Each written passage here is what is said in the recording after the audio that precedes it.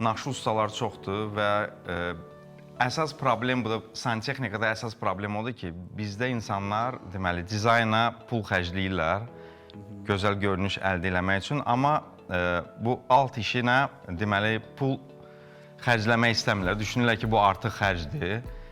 Əslində iş necə olmalıdır? Əslində mühəndis hesabatı olmalıdır, mühəndis layihəsi olmalıdır. O təqdim olunmalıdır ustaya, usta onun üzərindən montaj işlərini həyata keçirməlidir.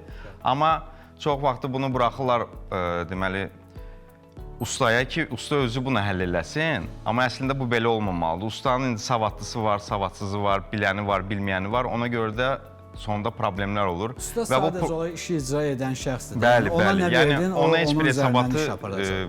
yəni heç bir hesabatı onun çiyinlərinin üzərinə qoymaq olmaz. Ona görə də mütləq layihə olmalıdır. Layihə də təbii ki, xərc tələb eləyir. Hamı da düşünür ki, sən ustasan, sən bunu bilməlisən. Amma əslində belə bir şey yoxdur. Təşəkkür edirik. Bu məsələ ilə bağlı bir şey deyim. Neçə dəfələrlə burada, digər yerlərdə, çıxışlarda bunu qeyd eləmişik ki, bizim, siz vurguladığınız kimi, bizim müştərilər, bizim belə deyim, iş gördürənlər pulu hər zaman görünüşə xərcləməyə çalışırlar. Çox düzgün vurguluyorsunuz.